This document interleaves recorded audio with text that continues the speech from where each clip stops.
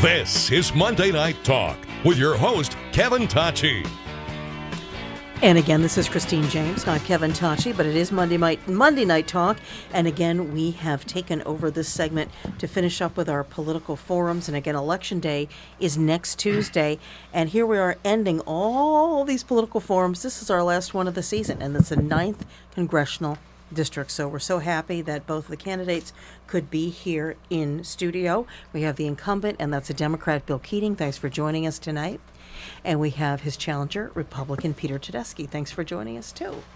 And if you don't know, if you live in the 9th Congressional District, because I hate to say that some people really don't know which district they live in, I'll tell you. All of Barnstable County, Dukes County, and Nantucket County, of course, the Cape and Islands. In Bristol County, you've got Acushnet, Dartmouth, Fairhaven, Fall River, Wards 1 to 3, Ward 6, Precincts A and B in Ward 4, Precincts A and B in Ward 5, New Bedford, and Westport. In Plymouth County, Carver, Duxbury, Halifax, Hanover, Hanson, Kingston, Marion, Marshfield, Mattapoisett, Middleborough, Norwell, Pembroke, Plymouth, Plimpton, Rochester, Rockland, and Wareham. And, of course, asking me questions here, we have the same crew that was just here. Nobody was able to escape. The host of Monday Night Talk, that's Kevin Tedeschi. Thank you, Kevin. Yes, ma'am. I like this. What do you look like, a lounge singer here? And our own Charles Mathewson asking questions. And, again, Whitman Hanson Community Access TV. We appreciate it. And Amy Leonard, who is doing the timing. Didn't you know, Christine, in his spare time, he is a lounge singer? Okay. I mean, we will do that if we have a few minutes to fill at the end. But what we're doing is the same format we use for every political forum. Opening and closing statements are prepared by the candidates, round of questions in between, and then we have our round of questions, which is the lightning round. Those are either yes or no answers or 1 or 2 sentences tops. The reporter will decide what you want to use. So we want to start with our opening statements, and the names were just chosen out of the stand-in for the official newsroom koozie, because I told you earlier that seemed to have disappeared after a previous political forum here. We're taken hostage. It's true. Peter Tedeschi will start, and then we'll start with Bill. Then we'll go to Bill Keating, and we will reverse that order at the end. These are 2-minute opening statements, and let's say good evening to Peter Tedeschi. Good evening, Christine. Thanks. Great to be here. Congressman, great to see you. This is our 5th debate, I believe, so I want to thank the Congressman for investing the time in this very important process. My name is Peter Tedeschi. My wife, Kathy, and I are lifelong residents of the South Shore. We actually currently live in Marshfield, just a few miles from here. I'm the former president and CEO of my family's business, Tedeschi Food Shops. I'm a husband, a father, and a grandfather. And for me, running for office is an opportunity for me to give back to an area that has allowed my family, starting with my immigrant grandparents at the turn of last century, to realize the American dream. During my time at Tedeschi Food Shops, I'm very proud of a lot of the things we accomplished. We were the convenience store chain of the year. But some of the things I'm most proud of are things that have less to do with business, more to do with people. Things like being the Best Buddies Employer of the Year and being the #1 employer of Friendship Home members while I was president and CEO of Tedeschi's. For those that don't know, both Friendship Home and Best Buddies, 2 great organizations that do wonderful work for those with developmental disabilities in our area. The other reason I'm running is I'm concerned with what I see going on in Capitol Hill today. We have a highly charged partisan political environment, and you have 2 options when you see something like this. You can complain about it or do something about it. I've chosen to do something about it. My opponent's a 41-year career politician, most partisan member of the Massachusetts delegation. And, look, I will vow to reach across the aisle and across the country to get the work of the 9th done for the people here. And I'll do it in a bipartisan way. This election cannot be about politics as usual. This has to be about people. I would also look forward to working with Governor Charlie Baker, who's endorsed me and supported my candidacy, to help further the cause and the work that he's done on things like the opioid epidemic, to take that nationally, but also to be able to help make sure he's got a partner on Capitol Hill to further the work of the people here in Massachusetts. At the end of the day, I hope that this election is about people and not just about party. Thank you. Thank you very much. That was the opening statement. Peter Tedeschi, running for 9th Congressional District as a Republican. Now we're going to say good evening to Bill Keating. He's the incumbent. He's a Democrat here in the 9th Congressional District. And thanks, Christine. You know, after this week, I have to share a story. My grandparents came to this country with nothing. They had 8 children. One of them was a veterans agent for 3 decades. Another, she worked her whole life helping at a hospital school for disabled children. Some had their own businesses, some were in law enforcement, and one lost his life, killed in action, saving the lives of 2 Americans. Yet when my grandparents saved for a home, the neighborhoods got together. They had a meeting to try and buy them out. They wanted to do this because they came from a different country and they practiced a different religion. They weren't successful, but my grandmother also told me a story that a few years later, there was a group that wanted to buy land for a temple on the same street, and they wanted to have another meeting. Well, she stood up at town hall, at town meeting, and defended their right to get that property. She gave me a life lesson that discrimination against one is discrimination against all. This week in Kentucky, 2 individuals in a grocery store were gunned down because of their race. Across the country, people became targeted with bombs because they were exercising their democratic right of free speech. And in Pittsburgh, 11 individuals exercising the peaceful right of prayer, practicing their religion, were shot to death. So many of us have our own stories, family stories, American stories. We should share those stories, and we should start a new national and civil dialogue. You know, as DA, I enforce the civil rights law, but as a congressman, I will work to unite us and never remain silent when our basic rights are being abused. Thank you very much. That's Bill Keating, his opening statement. We're going to go to questions now. We're going to begin with the host of Monday Night Talk, Kevin Tedeschi. My first question is for the congressman. One of the biggest problems in Congress isn't necessarily issue-driven, but more driven by politics. It seems that those elected to either the House or Senate prefer to stay loyal to their party than to vote for the needs of the American people. If you could, please share some examples with our audience of issues of legislation that you're part of a bipartisan effort and the outcome of those examples, please.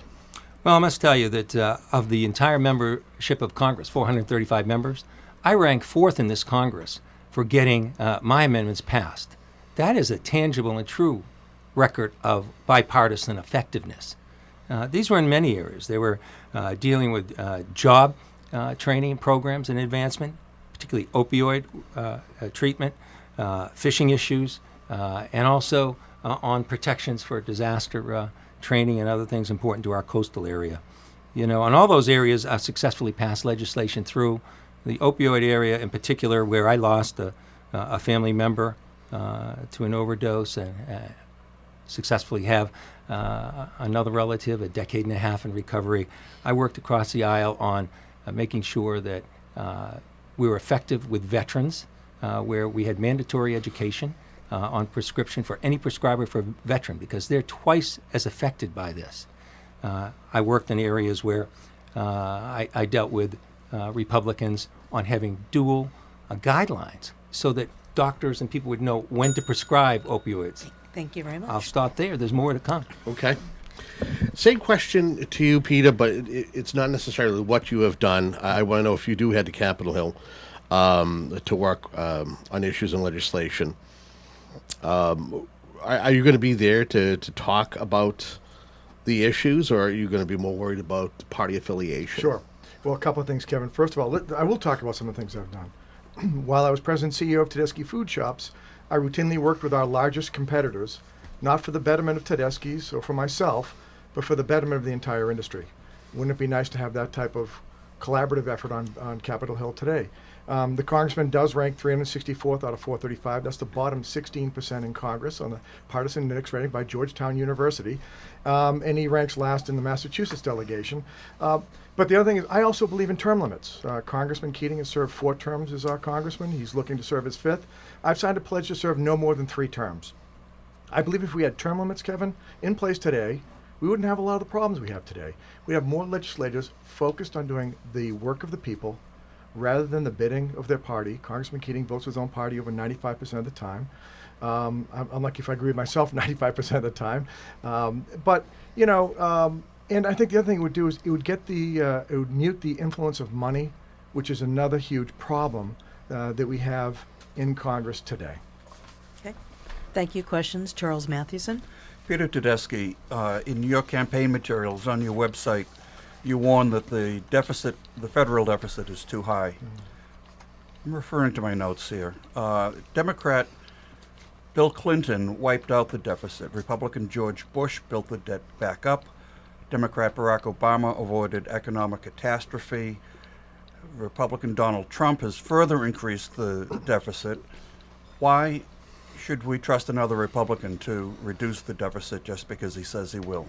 Sure. Well, I think one of the things that sort of a lot of Republicans have in common is, well, let me speak for myself. I am fiscally very conservative. I'm socially more moderate. And really what that means is, first and foremost, I believe that you will spend your money more judiciously than our government is spending your money today. So I believe there needs to be more transparency and oversight.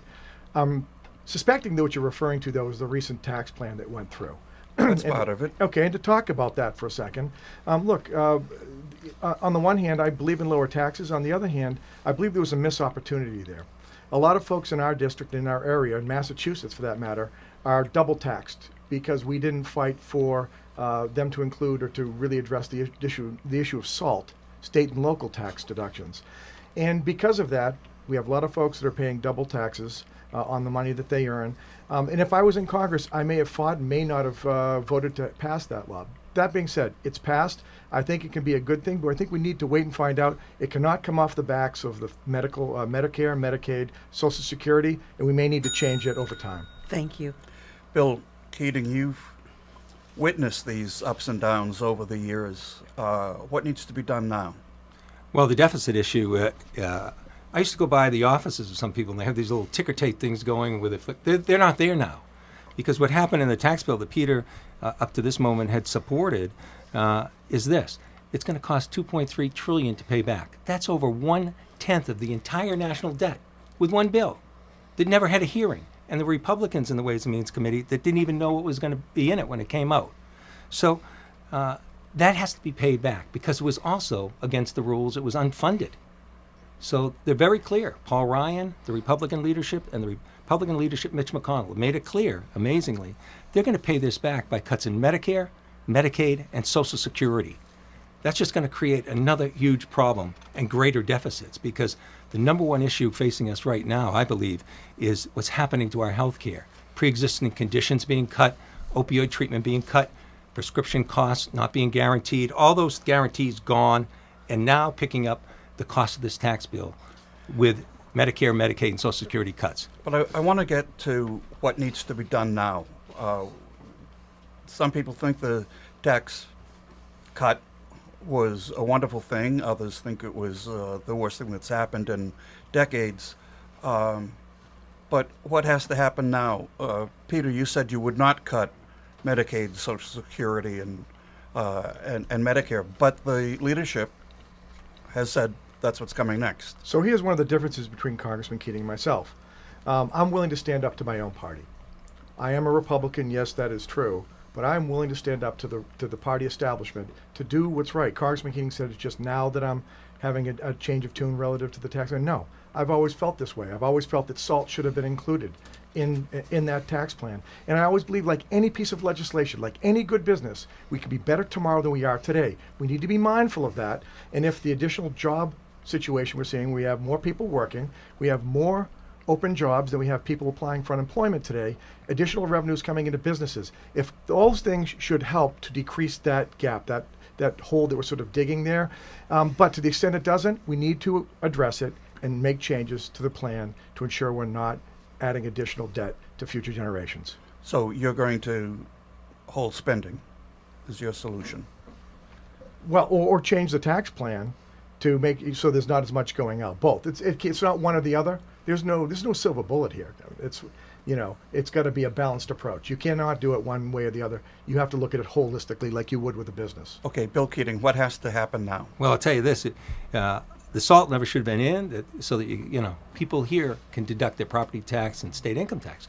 Now they're not going to be able to do it the way they did before. A lot of homeowners in this district, most of them, are going to end up paying more taxes for a plan that rewarded corporate interests mostly, and only 6% of employees saw any of it. Now, if you took SALT out, as Peter proposes, that's going to make the deficit greater, because that's what they did to try and offset some of the cost. Now, as far as standing up in front for your party, I don't think anyone in recent times in Massachusetts has stood up more strongly to the most powerful person in their party than I did when I took on Bill Bulger in the state Senate. I still have some scars to prove that. But I did, because I believe there had to be change, and eventually that change happened. So it's something I will do time and time again, being independent. But you have to be consistent on this. This tax bill was one of the worst things done. That's why, amazingly, it's got about a 30% favorability rate in the United States. Well, what has to be done now? I think we have to look at that tax bill. But healthcare is one of the biggest. Our debt and healthcare are two of our biggest drivers. So number one, we have to be careful of the debt. We can't be dealing with money. We have a rule in the House that when something costs money, it has to be offset. They just tore up that rule and threw it away. First, abide by the rules. If you're going to do something, make sure it's offset with something else. That's the rules we're supposed to be operating under. And number two, we've got to do something with healthcare. And I'll tell you this, by doing away with pre-existing conditions, opioid treatment, not covering prescription drug coverages, and cutting Medicare, Medicaid, and Social Security, but particularly when you look at Mass Health here that's funded with Medicaid, that's going to end up costing us more money. The lowest growth in healthcare came about after the Affordable Care Act, and we were heading in the right direction. That is now being reversed, and that's going to just make our deficit, one of the biggest drivers in our deficit, even harder to deal with. Okay, thank you. Okay. Do you think, and let me just continue in that same vein, do you think that single-payer health insurance is the way to go, Bill Keating? There's a lot of talk about that, but realistically, where we are now, that universal health care, I think everyone wants in the future sometime. But the problem is that can't deter us from doing the most we can in the present. The most we can in the present has been moving in the direction of the Affordable Care Act. And Massachusetts took those advantages, and they came up with a plan here that the rest of the country should have been moving for under the Affordable Care Act, where only 2.5% of the people did not have insurance here. But they used Mass Health and Medicaid, maximizing that strongly to be able to do that. Now, when you're cutting, as the Trump budget says, $1.5 trillion in Medicaid, Mass Health is going to blow away. And those savings that we've had right here in this state, as well as the savings around the country, they're gone, and it's going to cost us more. So, we have to look at health care in terms of reducing health cost and creating greater access. Okay, I want to ask you, Peter Tedeschi, single-payer health care, the way to go, or another direction? No, I don't think it's the way to go. I do not trust the government to make all our healthcare decisions for us. And I think if we want to drive down the cost of healthcare, I think that's what we're really talking about here. There's some fundamental things we can do to get us there. First and foremost, we need transparency. Okay, you know how much it costs to get your oil in your car changed. You probably may decide on where to go based on that. Shouldn't you know how much it costs to get your hip replaced at Hospital X versus Hospital Y? And by the way, what the success rate is once you've had the operation done. And that's number one. Number two, we need tort reforms. When I say tort reforms, what I mean is we need to do away with frivolous lawsuits. Okay, we see the TV ads all the time. And don't get me wrong, there are some perfectly legitimate, many legitimate malpractice lawsuits and things like that. But the fact of the matter is there's also a lot of frivolous lawsuits that we, the general public, ends up paying for. And then lastly, I think we need to have the right to be able to buy our insurance across state lines. I do not know why that's a problem. We should be able to do it today. You do these things, you start to bring down healthcare costs. Thank you very much. That was Peter Tedeschi. Now, questions for the candidates from Kevin Tedeschi. Gun violence, again, making headlines. The latest stuff, of course, taking place this weekend in Pittsburgh at a synagogue as 11 people lost their lives, wounding several more. These incidents are becoming more and more commonplace, whether it's schools, the workplace, houses of worship. Bless you. Thank you. Is it time for the federal government to do like they did in 1986 with commercial driving licenses, create a uniform system that all states would use to approve new gun licenses and monitor them, and also track gun sales? Or is there much more to this problem, Peter? So, look, I mean, there's some common sense things that can be done, and we've seen some of them here in Massachusetts. Things like red flag law, which make a whole lot of sense when you think about it. We keep talking about the fact that a lot of the gun violence is really caused by mental illness. Most deaths by gun violence are actually by suicide.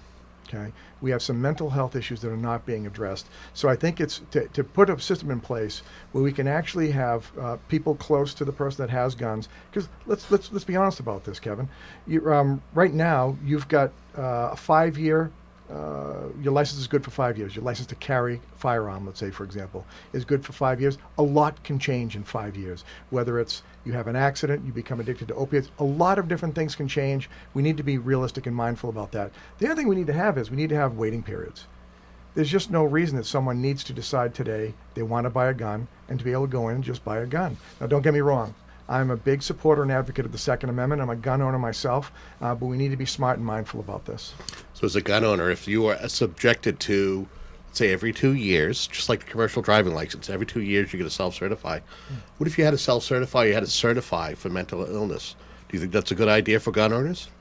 When you say self-certify, or Well, I'm just saying self-certify- you go to a doctor and you get a certification that you send into, whether it's the state Yeah. or if there's a national registry, to, again, when I say that, you're going to a physician who is part of the process, who will truthfully Yeah. say, okay, here's a problem, I'm and not. flag you. I'm not sure. I haven't thought about it in those terms. But I do know that. But is it time to think about that? I think everything's on the table. But look, we need to again. I want to make sure we protect our Second Amendment rights. Mm-hmm. But we need to be smart. Number one responsibility is to keep our people safe.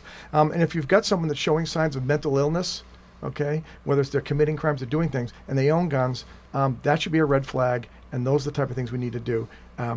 Get the guns away from them, and deal with it from there.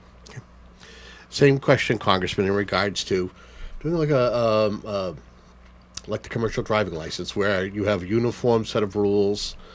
If someone's going to be a gun owner, as far as a registry, as far as monitoring them, would you be in favor of something like that? You're Is it gonna see- something or was the problem far greater than that? Well, you're going to see some pieces of legislation that would be correct for a federal approach, some that it would be correct for a state approach. States differ greatly in our country, and I believe that there should be that two-tier way of viewing it. Now, look, I'm a member of the Gun Violence Prevention Caucus, one of the original members, and it's a bipartisan caucus led by a Vietnam veteran who's a member of the NRA. But we propose many changes at the federal level that make sense. Closing the gun sale loopholes and enforcing background checks on all commercial gun sales. Looking, monitoring and having controls over what's sold over the internet in terms of guns. Dealing with, hate acts, as you mentioned before, as well as dealing with acts where there's stalking. But these are all things that can be dealt with. Now, when I was a DA, I dealt with victims of gun violence and their families, and they lost loved ones, and I sat with them, and they all asked one thing of me: please do not let this happen to anyone else again. I want to kind of follow up on the mental illness. Just like commercial driving license, you have to prove that you are healthy and fit to be able to drive a vehicle of a certain GVW, gross vehicle weight. Why not have some kind of a regular test for a gun owner that proves that they have the mental faculties to be able to own that weapon? Because we're hearing more and more that mental health is part of the problem with some of these instances that take place. I'll tell you what I think would help a lot of states. What we have here in Massachusetts, when you're going in for license to carry, you have to go in to either the chief or his designee in every town. Some of the people that we've seen in these terrible tragedies, if they came into the police station, it would have taken about 20 seconds for them to realize this person is having some mental challenges and this could have been perverted. So what we have in Massachusetts would be great across the country. But I'll tell you this, we're never going to have action on any of these common sense gun laws as long as the current leadership is in the House. They're not reaching the floor. Not even a bill to do away with people that are on the no-fly list because they're terrorist suspects. They can go and legally get gun and explosives in this country. So put these things on the floor and have a vote. And you know what you'll see? Bipartisan support for many of the things I mentioned. But what about somebody having to go to a physician, somebody who is qualified to say this individual should not own a gun? Should that not be that part of owning a gun? How do you feel about that? I don't know if everyone has to go through their own doctor's. You have doctor shopping. That level I talked about of dealing with the basics in gun safety, putting these bills on the floor for a vote and finding common ground will be successful. Okay. And the states can deal with some of the others. But we can do better. We can save lives. But we'll never do it as long as the NRA has so much power over this current leadership right now in Congress, so they won't even put it on the floor for a vote. I will not support any leader that doesn't give me a commitment to put these bills on the floor for a vote. If you want to vote against it, great. You're accountable to your own district. But don't hide behind non-votes when people's districts have 80 and 90% support for some of these common sense gun laws, and the leadership to protect them or to protect this gun lobby won't even allow democracy to happen. Okay. Charles Mathewson, questions for the candidates? Peter Tedeschi, you advocate for climate resiliency, essentially infrastructure improvements along the coast, and this is a largely coastal district.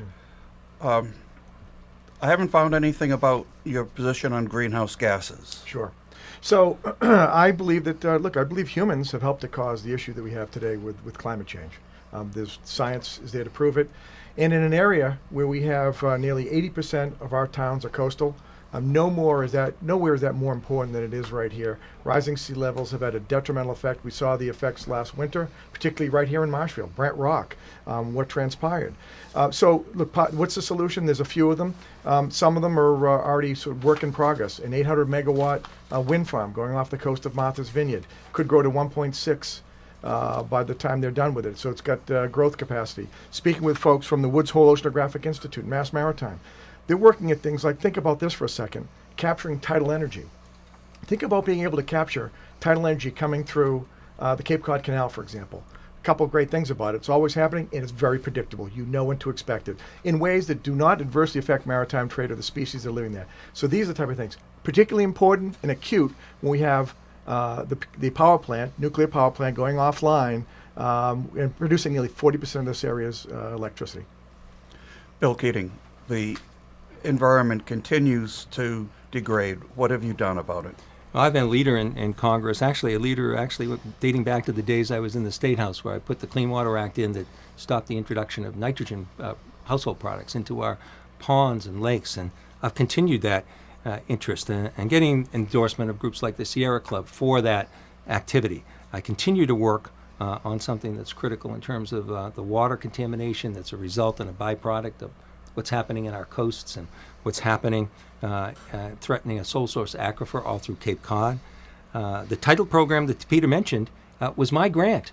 I got that going, and I appreciate the fact that you appreciate it, because I've been involved in so many of these things, and I'll continue to be. One of the things we're working on is taking a regional approach. I've worked with Senator Jack Reed from Rhode Island, and so I've spearheaded it in Massachusetts for a Southern New England program dealing with coastal protection from this. And I also deal with terrorism on the Foreign Affairs Committee. And you'll say, how is that affected by climate change? It's one of the greatest reasons for a need for national security and terrorism and extremism and migration throughout our whole world right now. Oh, they're getting very good with wrapping that up in. Yeah, that Well, was a second went away. I went around the whole world. You hit the fear of God of us. power of the believe me, we finger. see you getting ready to hit the bell. The power One of the finger. second. It's these away from the nonverbal clues that you're gesture. giving. It all goes back to grade school. That's why we use the colored paper, because people seem to respond to that. But There's no rulers here. No, it's no, it's just the the finger and friendly the bell. bell Oh, and the all right. look. And the ladybug. The ladybug. You're listening to a political forum here. It's the 9th Congressional District. We've got the incumbent, Bill Keating, and his challenger, Peter Tedeschi, having some good dialogue here. We're going to go to the next question now. Social Security, something everybody thinks about, worries about if they're going to run out of money or not run out of money. Should it stay the same? Should they have private accounts? Peter Tedeschi, what needs to happen to Social Security? Well, first of all, again, when it comes to things like Social Security, these are promises that have been made, and the promises that need to be kept. And so if we need to make changes, whether it's to the tax plan, just roll out, we need to do that. These are people rely on it, they count on it as they get older. And so, but I am, we need to do something, and I am in favor of taking a look at privatizing it. But I think if you're going to privatize it, you need to be smart and pragmatic about it, and you need to be smart in the way where people are able to use investment vehicles that maybe do not put their money at such risk, where you have such high volatility, perhaps municipal government bonds, things like that. Putting in the stock market, I know some people are in favor of that. Where there could be great rewards there, I just think it's so risky that I'm not. It's not something I'd be comfortable with, quite frankly. But we clearly need to do something. And again, if we need to make changes to our current tax code to make sure that it's there for folks, that's what we need to do. Okay, thank you. Same question, Bill Keating. What needs to happen with Social Security? Well, I'm an original sponsor of Social Security 21, which is going to take Social Security into the next century, guaranteed. And this is the easiest problem to deal with of the major financial problems we have to deal with. Our program has been vetted. Our proposal has been vetted by actuaries in the administration, telling us that it's sound. And what it does, as any insurance would be, for the price of a cup of coffee a month, that's all paid into that from people, it would pay for itself. We also raise the ceiling so that people like Warren Buffett aren't sitting there and they'll work for maybe a day and never have to pay into Social Security the rest of the year. So that's the way it's financed. And this would work whether it had built-in cost of livings at times. It would be safe to the next century. And we do some common sense things here. In our area, we need people for the workforce. You know, there's a artificially low $25,000 that if you hit when you're working on Social Security, you get taxed for everything. We're raising that to 50, so people can work on their own. It'll create more employees, and we'll have a successful system. I didn't beat the bell. Thank you. Let's go to Kevin Tedeschi now. Questions? Immigration still remains a top issue. I mean, as we speak, there are between 7,000 to 8,000 immigrants from Honduras that are making their way to the Mexican-U.S. border. Where do you stand on comprehensive reform that'll be a pathway to citizenship? Follow-up question, if you want to answer it, is how can it be done with the current makeup of Congress? Congressman Keating. Again, this is an area where we have a lot of common ground, frankly. The DACA bill for those childhood arrivals, I'll tell you this, just knowing everyone in the House, if that was on the floor for a vote, it would pass by about 70% favorability on that. It's being held up because of political reasons. Paul Ryan said, well, why put it on the floor if the president doesn't agree with it? Well, why have a Congress? Why are we there? We're supposed to be a check and balance on the system, and that's what's lacking right now. We should put that on the floor. You would have that passed within no time. Same with TPS, the protective status that you might have mentioned with some of the people that are there. These are people that have been here for a decade or two fleeing violence at home. That violence hasn't abated, and there's still talk about sending them back. Comprehensive immigration reform, again, there's a lot of common ground there. It passed the Senate 3 years ago by a 68% margin, bipartisanship. If that were put on the floor, we could work that out where we secure the border, have immigration reform done with, and know the rules instead of a broken system. Same question, Peter. Actually, with the follow-up as well. Okay. Do you need me to No, I got it. Okay. So first thing we need to do, Kevin, is secure our border. That's first and foremost. That's where it begins. And there are a number of ways we can do that, but that's number one. Number two, relative to the folks that are here illegally today, for the DACA recipients, I'm in favor of giving them a pathway to citizenship. I only have two requests. One, they pay their own way, and two, they obey our laws. For the older folks that came here, perhaps their parents or grandparents or guardians that brought them here, that came here as adults knowing they were breaking our laws, coming here illegally. Look, I'm not in favor of giving them a pathway to citizenship, but I am in favor of giving them a pathway to permanent residency. Again, two requirements: pay your own way and obey our laws. But there can be no safe harbor for those that would do us harm. Congressman Keating recently in a vote had an opportunity to vote in support of immigration and custom enforcement, the folks that are federal enforcement folks that protect our borders. He voted present. He might have voted against it. I would have disagreed, but respected that he had the fortitude to do it. He voted present. With an issue this important, a present vote just doesn't cut it. You need to let people know where you stand. We need to support our law enforcement, federal and local levels. Okay. You want to respond to that? Well, that was a Okay. resolution the same as someone would get for their 75th birthday. So it had no substance. It was political. But number one, we asked a simple inclusion into that from the leadership. We said, this is going to be misinterpreted. We'll be condoning the separation of children at the border. Put some language in there saying we do not support separation of children from their families, put in cages from the border. And they refused to do that. So I work in Homeland Security. I come from a law enforcement family. I support our Customs and Border people. I work with them in Homeland Security. But I don't want a vote that reflects that it's okay or it's all right to continue to ignore the issue of separation of children from their families. Kevin, any question? Follow up? Okay. Charles Mathewson, questions for the candidates? 9th Congressional District. Prescription drugs. We're the only country that doesn't negotiate the cost of prescription drugs. Come on. Why can't we do that? Bill Keating. Well, I think it should be included in Medicare. You've got the amazing buying power of Medicare involved, and that's something that should be done. I think there were trade-offs made in the past, long before I got there, to try and deal with these issues. But I honestly think we can do it. Generic drugs as well. I voted to allow speeding up the FDA process in some instances that'll help. I've also very concerned about some of those drugs, the opioid drugs. I started a task force a decade and a half ago dealing with that. They were going to put generic OxyContins on the market without any protection, so it couldn't be crush-proof or melt-proof. From a Republican the other side of the aisle, from Kentucky, Hal Rogers and myself personally intervened and stopped that from happening.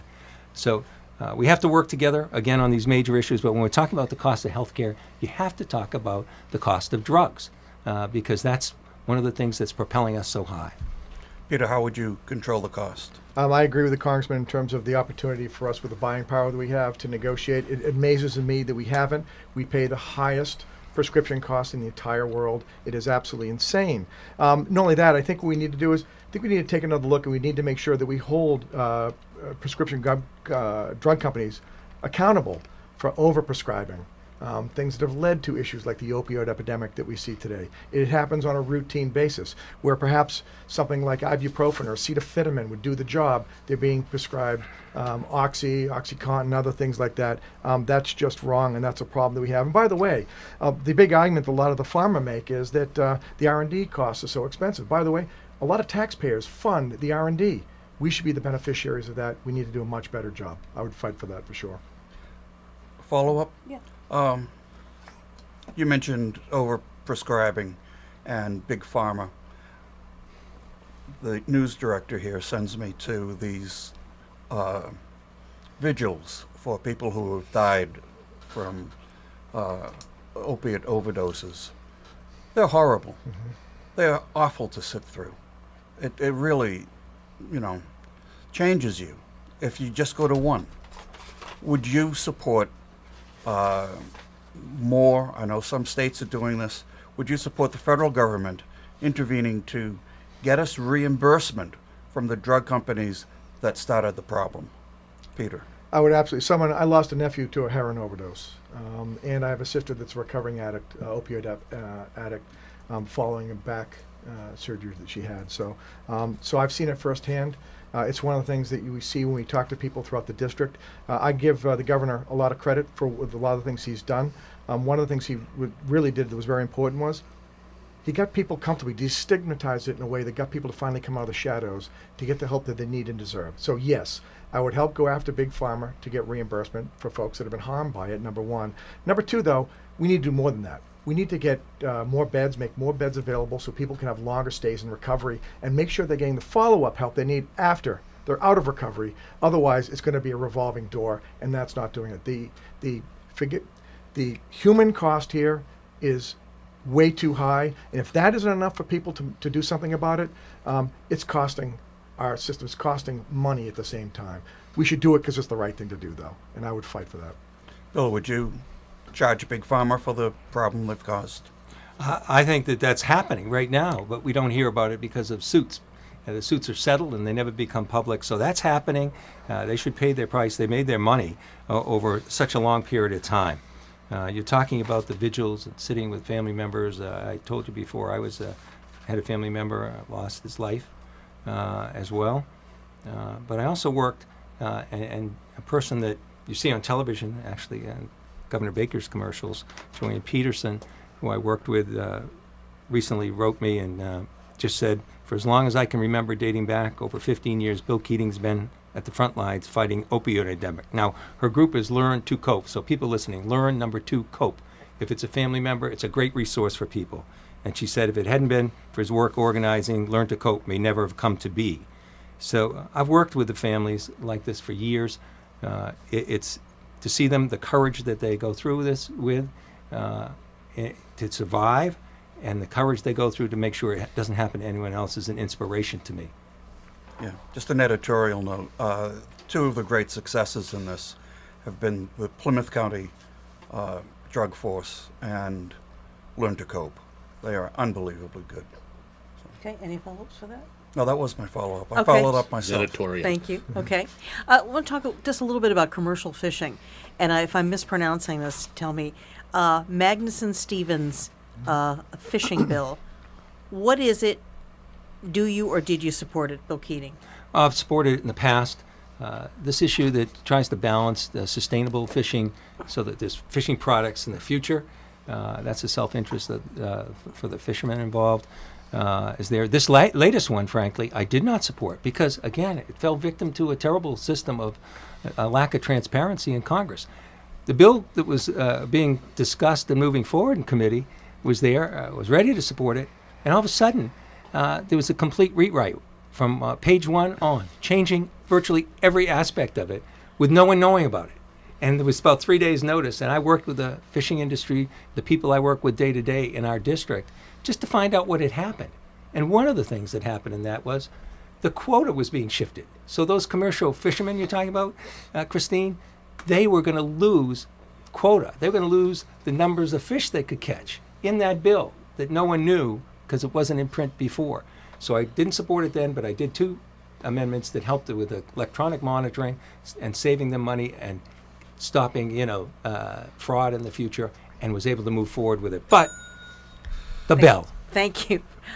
Peter Tedeschi, are you familiar with this Absolutely. Fishing Act? Do you support it or not So support Magnuson-Stevens, it? basically what it does is it allows to set quotas relative to species and how much they're allowed to catch on a regular basis. I've met with fishermen. I've talked to fishermen. Congressman Keating, we just down in New Bedford, said that he didn't support it because it benefited recreational fishers over commercial fishermen. Myself and my team have gone through the bill again. That's just not the case. This was beneficial to the fishermen. We reached out to fishermen again in New Bedford and heard confirmatory from them. They would have supported the bill the way it was because it was in their best interest. Just to the north of us, Steve Lynch in the 8th Congressional District, who has a lot of fishermen out of Cohasset and Scituate, he voted in support of it. He was the only one of the Massachusetts delegation to support it. I absolutely would have supported it because it supported our fishermen. They're on the ropes as it is, and it's not just our fishermen. It's the folks that make the nets, that sell the fuel, that process the fish. And at the end of the day, we're talking about people trying to put food on their families' tables. You bet I would have supported it because I support our local fishermen. Okay, quick rebuttal. Well, Bill that's Keating? not what the fishermen and we talk with all the time said. There's one scallop interest that was in support because they got what they want. Every other industry was not in support of this. They did it. I think our staff, no offense to Peter, our staff and lawyers that deal with this every day did a good job researching it, and so did their own. And that's who I deal with every day, the fishing industry. No one has more, not Representative Lynch, not anyone has more fishing interest than I do in the state. And as a matter of fact, one of the reasons so many of the other delegation members do it is they usually follow our lead.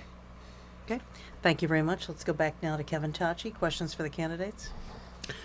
Massachusetts is yet another state to approve the use of medical and recreational marijuana. Where do you stand on marijuana as an industry, and would you support legislation that would decriminalize it on a federal level? Peter. So when we decriminalized marijuana, look, I'm in favor of medicinal marijuana. Anything that helps ease the suffering of folks, I am all for that. There's different properties in marijuana that can be extracted that can give people, they have great anti-inflammatory properties and other things like that that help can ease people's pain, whether it's with arthritis and other things. I'm in favor of those types of uses of marijuana. I'm very concerned that we passed legislation that legalized recreational marijuana without fully understanding the consequences of doing so by seeing how it played out in other states. So I'm not a big fan. Again, for medicinal purposes where it's going to help ease someone's pain and suffering, I'm okay with it, but I'm not a big fan, and I would not, right now as it stands today, not support legalizing it on a federal level. Congressman, same question. Yeah, I don't support legalizing it. States will decide. They are deciding. I would rather have, frankly, Massachusetts wait to see some of the results from other states, Colorado and other states to see before we rushed into it. But there's a lot of concern that I have in this. In Colorado, the motor vehicle homicide rate skyrocketed right afterwards. And also, this study is being done right now for the Center for Disease Control, where the age group 13 to 25 in particular, we're seeing their learning abilities compromised. Their IQ tests were coming back 10 points lower while the brain is still developing. So we have to do work, particularly with those younger people with a developing brain, and the rest is sort of taking its own course, frankly. People are, and the influence that people have are dictating moving forward in one direction, and you have to understand that and accept it. But by the same token, the red flags I just mentioned really should be watched carefully. Okay. Charles Mathewson, questions for the candidates? Peter Tedeschi, Bill Keating has been congressman for some time. He's been reelected several times. He's had some tough competition. What do you dislike most about him?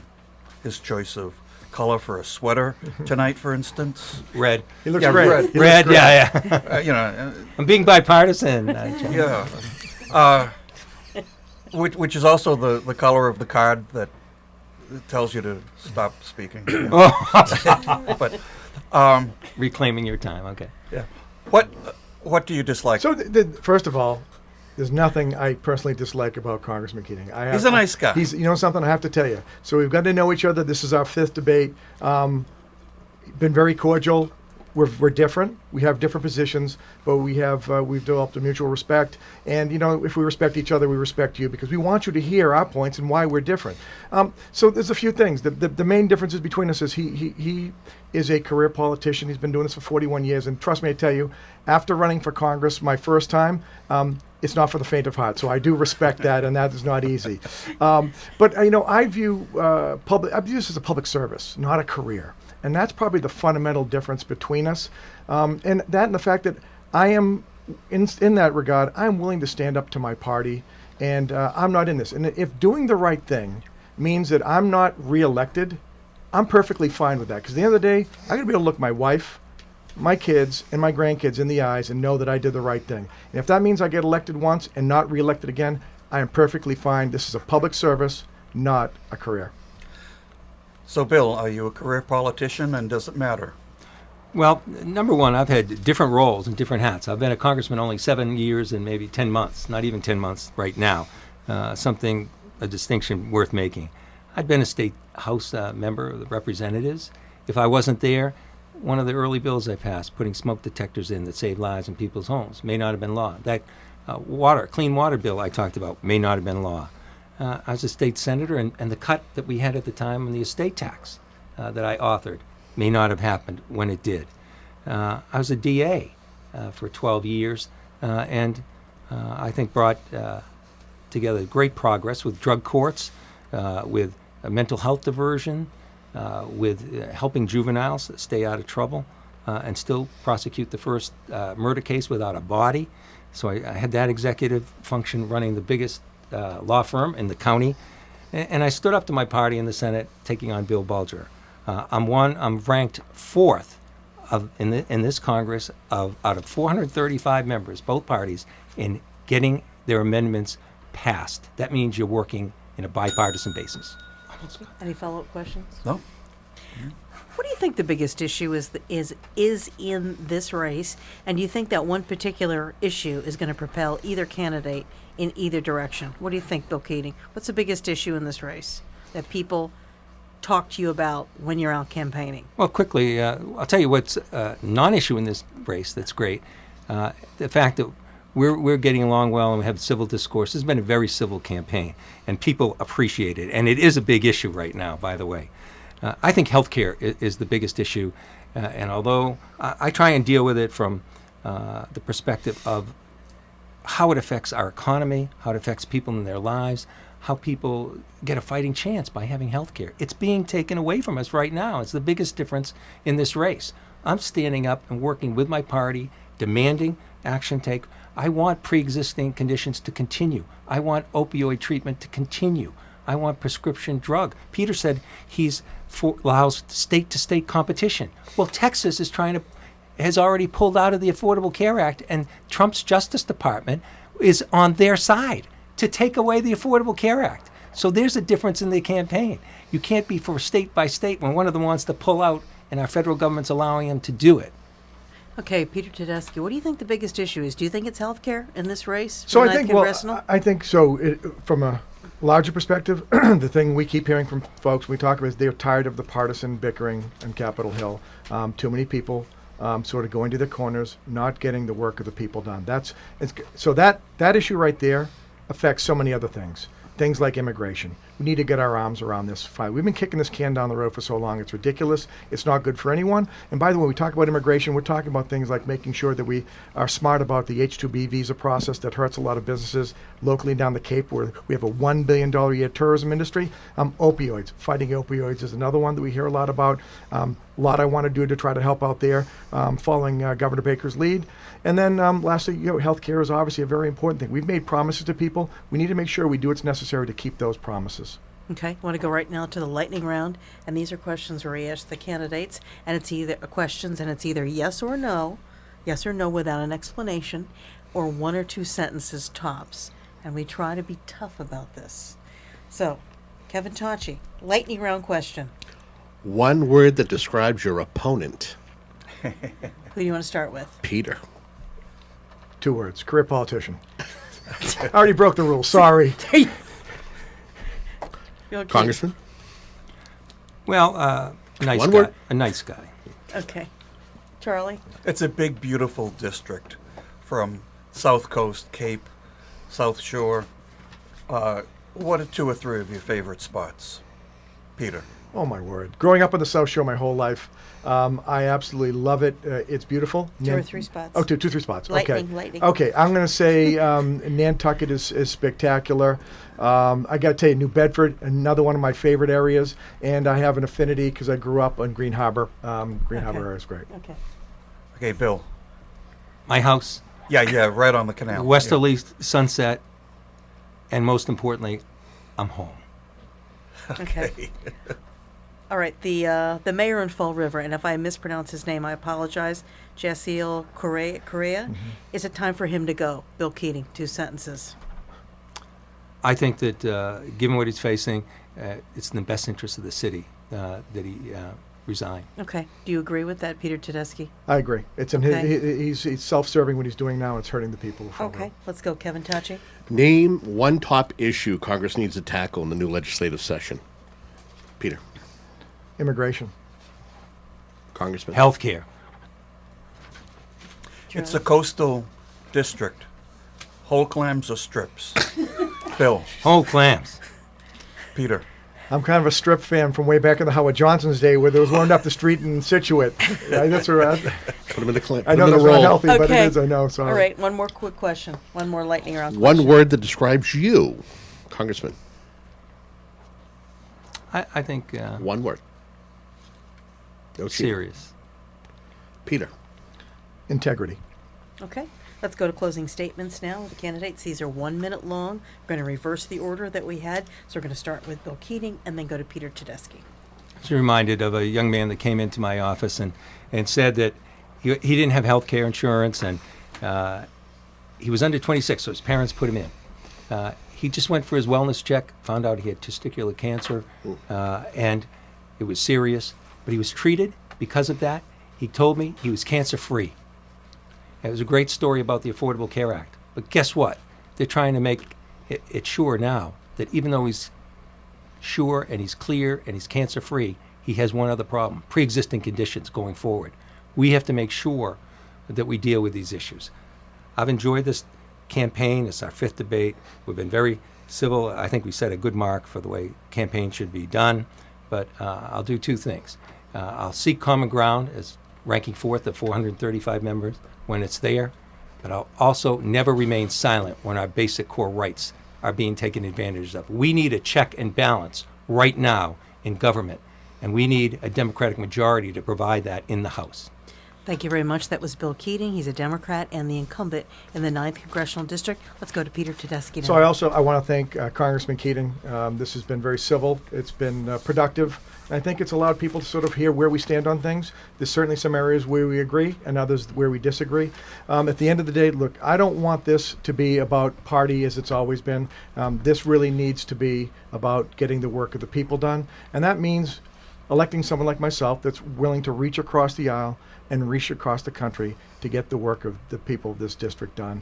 There's a lot of work to be done, and I would be honored to do it again. I view this as a civic service, public service, and not as a career, and I'd be honored to have that opportunity and would appreciate your vote on November 6th. Thank you very much. That was Peter Tedeschi, the Democrat in this race for the 9th Congressional District.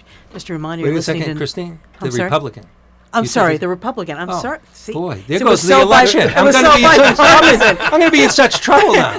You're listening to 95.9 FM Marshfield, the South Shore's news and information station. This whole forum will be up on our website. You hear selected cuts 2 days from now. Tomorrow we're going to have the DA's race on. But remember, I tell people, if you don't vote, you don't have a voice. Get out there and vote. On November 6th, we will have reporters with both of these candidates on election night. Thank you so much for listening right here on 95.9 WATD.